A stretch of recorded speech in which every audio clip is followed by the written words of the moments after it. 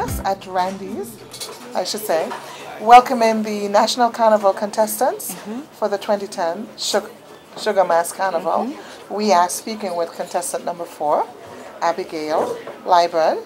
Welcome, Abigail. Thank you. And welcome to Nevis. Thank you, Nevis, for having me. All right. You know, everybody in St. Kitts is connected in some way to Nevis. So do you have family members in Nevis? I definitely do. The Liburd name originates from Nevis, actually. I think it's Brown Hill area. So my family came from Nevis and then went down to St. Kitts. Okay. So maybe you should take this opportunity right now to make sure they all come out to the show tonight. Exactly. I am by heart and by origin and Nevisian. So I'm the Nevis girl in this show this year. So come out and support me. I like that. Tonight we get to see a preview of the National Carnival shows, because it's not just one show. It's the costumes, it's the Miss National Carnival pageant. It's also the talented teen pageant, and I'm sure there are going to be more at the cultural complex here in Nevis this evening. Yes. That's new. That's a first. What took them so long? And I'm not going to hold you responsible, but what do you think took them so long to make this happen? Okay. I don't think it's a matter of taking long, because we are a progressing nation and each year it only gets better.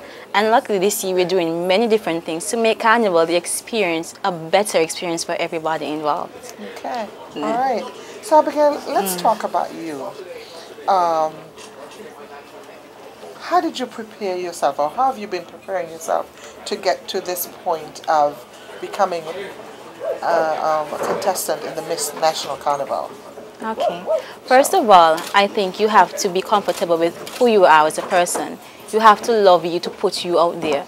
I started first by going to the gym to better appreciate my body, and then you start working on things like grammar, walking properly, smiling, and just being a general ambassador, being a role model, living the lifestyle of a Miss National Carnival Queen, even before you are crowned that queen. You know, there are a lot of people who think, when you hear National Carnival Queen, thinks the lifestyle is just all about the beauty. So what else do you think is a strong component in making you a Miss National Carnival Queen? A National Carnival Queen has to be well versed in many different areas. You have to know what's happening in your federation. It's more than just being pretty. You have to follow the news, to know current affairs. You have to be in tune with the community, because it is our community and we will represent the community. Much of your bio, while not knocking it in any way, speaks to your education, and you have done very well. You speak of readers are leaders, knowledge is power, and your accomplishments in the RBTT Young Leaders program. I think you aspire to be a teacher. Yes, that's true. So how do you make that segue from the intellect to the beauty? The beauty and the intellect, I think they are one, because you have to be beautiful inside before you can be beautiful outside. And intelligence is one aspect of being beautiful, because you can be pretty in your face and the words that come out are like, oh my gosh, what did she just say? So you have to be intelligent first to be a beautiful person. So it both connects, beauty inside and beauty on the outside.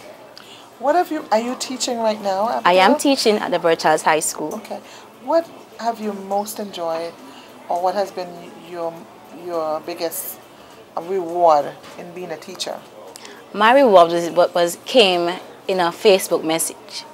A child who was at my school last year did not reach 5th form, and he left at 4th form, 16 years old. And he said to me, I was a tough child in class, Miss Liburd, but thank you. Because I didn't ever tell him leave the classroom. I always said, you're going to stay here and you're going to finish something.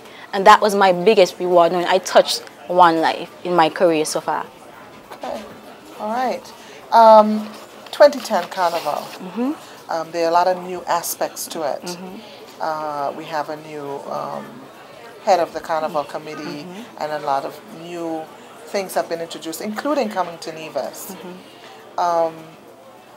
What are your thoughts on making that happen and the continuation of it? Okay. Carnival this year is geared toward inclusiveness. We are including everybody in Carnival.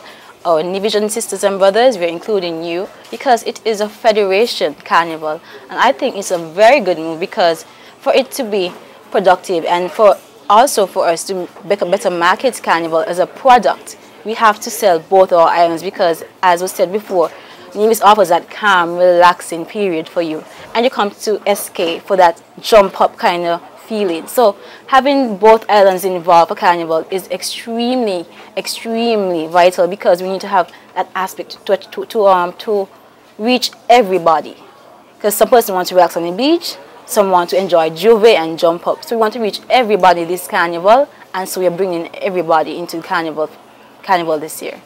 St. Kitts is a country that have had winners in regional pageants, in at least, if not a winner, someone who's stood out in international pageants, such as recently as the Miss World. What are your aspirations for going beyond the Miss National Carnival show? Pageantry. Or do you have any? I do have aspirations. Okay. Pageantry-wise, I would love to reach as far as possible. But besides pageantry, I would love to use this opportunity to inspire any girl, any young woman who thinks that I'm not the pageant type, to come out of that shell and embrace your feminine and be a woman and enjoy what it is to be a woman. And pageantry basically provides that for all of us. So I think my aspiration is basically to be a role model for all teenage girls and middle 16 to 20-year-olds who would want to enter a pageant like this one. Okay, all right. How are preparations going? Very good and interesting, because it takes a lot of dedication, and you have to be committed to wanting to win it, and you just can't ever say, you know what, I'm going to line today and catch up tomorrow. So preparing is coming very good. It's difficult at times, but you just push and push, because what you put in is what you get out. So tell me, what I've seen today is a lot of, you guys are like a family. We are. Tell me about the catty moments. Come, tell me. I know it's a big secret. I'm sorry to bust your bubble. There aren't any catty moments among us. The girls are actually really genuine, because we help each other in so many ways. Like makeup, I was not a makeup artist until this show, thanks to Tabby. And Miss Shalina is somebody who just says, you keep going. And Kimani just tells me, walk upright, Abby. And Roy, the singer, says, Abby, you can sing. Each girl brings that flavor, and they add to you, so you're a better rounded person. There are no catty girls in this show, thank God. All right, I believe you. I believe you. Let's talk about your charity. Okay. My charity is Hope Tears. And what we do is Hope Tears. Okay. And what we do is mentor young girls who are labeled as at-risk girls. We impart tools that we think would help them to be successful as individuals in the community. Okay. At-risk girls. At-risk. Let's talk about that. So it's perhaps more or less girls who are delinquent in school, or they're emotionally abused, have low self-esteem, no confidence. And what we do is we mentor these girls in our own times, so they can have that edge, that secure, that bond, that somebody loves me and somebody is willing to help me be a better me.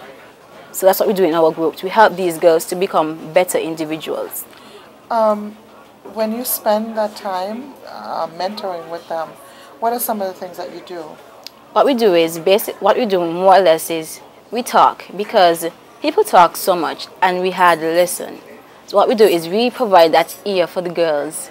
We have them speak to us and we listen and hear their problems. What I'm doing is tomorrow at lunch at Nirvana, I'm taking my girl with me to experience a different side of life, to know that you can do anything and nothing is far-reaching for you.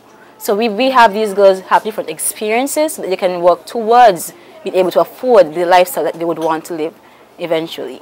All right. One last thing. What would you say to young ladies out there to encourage them to enter a pageant like this?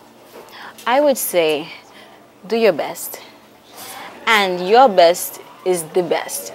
And to enter a show like this, I encourage all of you basically to love you, to know who you are, because a show like this, you have to know who you are to put you forward.